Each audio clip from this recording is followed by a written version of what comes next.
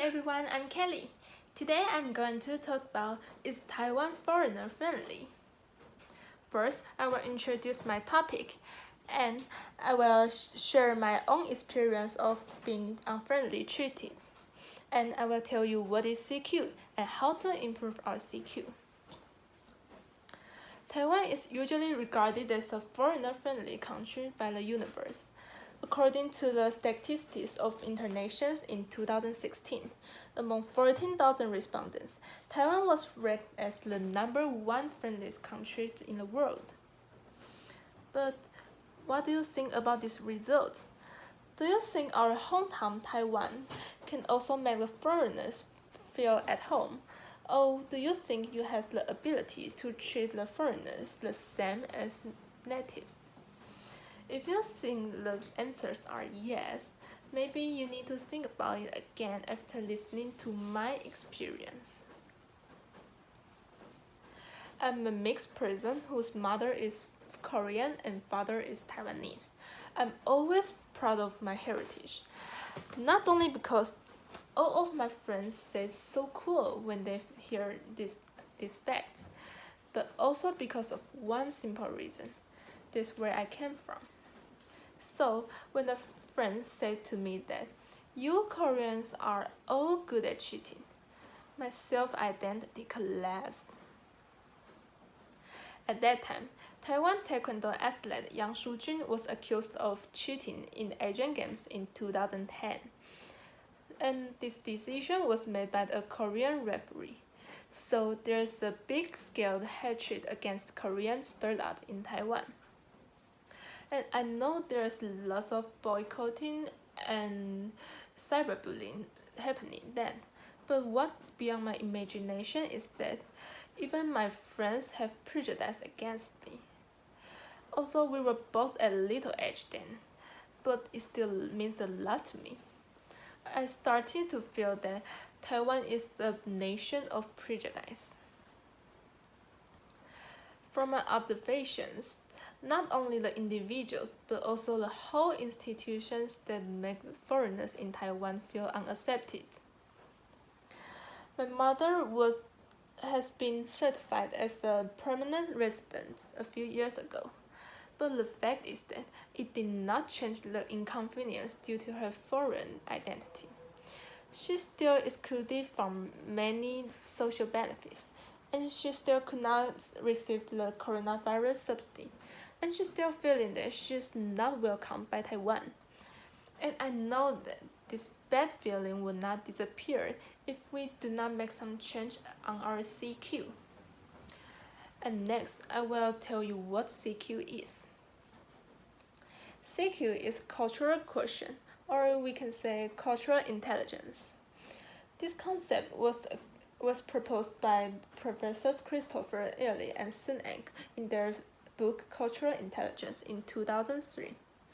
If a person has a high CQ, it means that he or she has a good ability to adapt to a new environment and to make neutral judgment toward different cultures.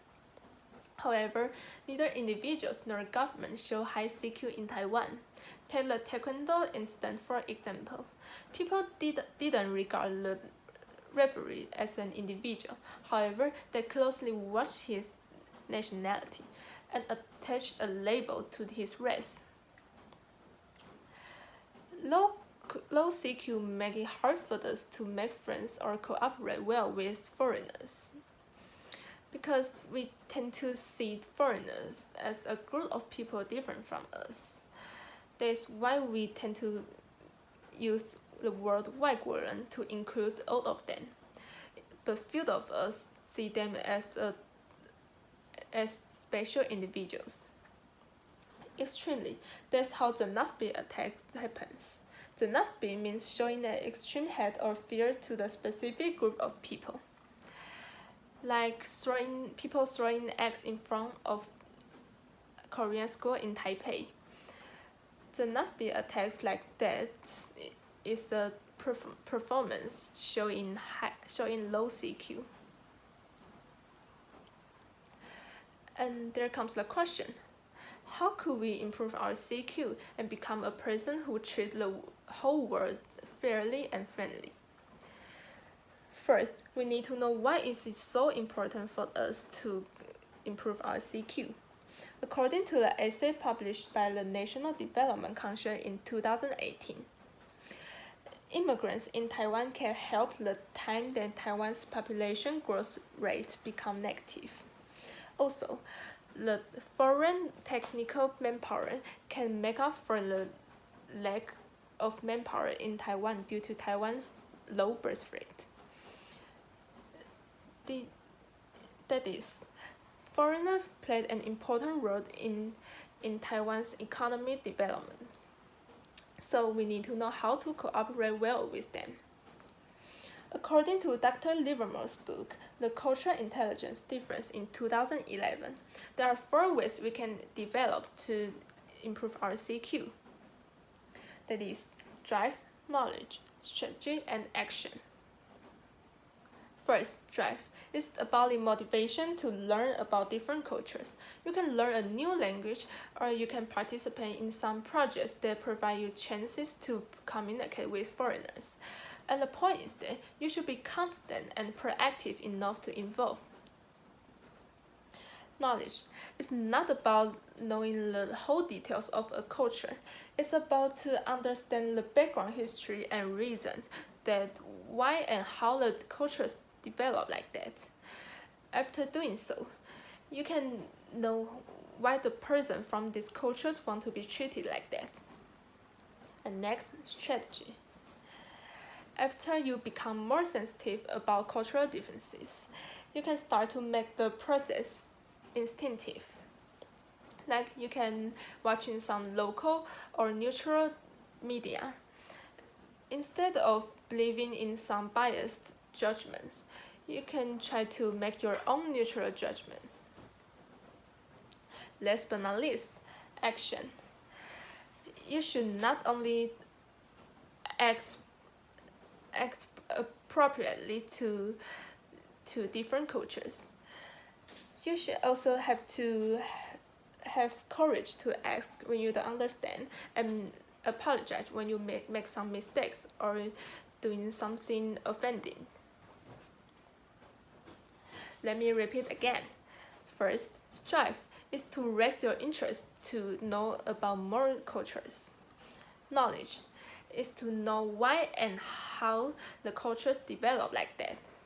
Strategy is to make being culture sensitive a habit by making your own judgment. And last, action is to be not afraid of asking and apologizing when you do something wrong. Also, we cannot diminish the institutional barriers against foreigners in Taiwan in a short time, but by the 4 ways above to improve our CQ and by our own powers, we can still have the chance to make the world around us better.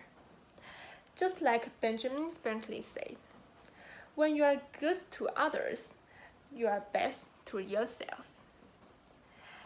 And this is my speech.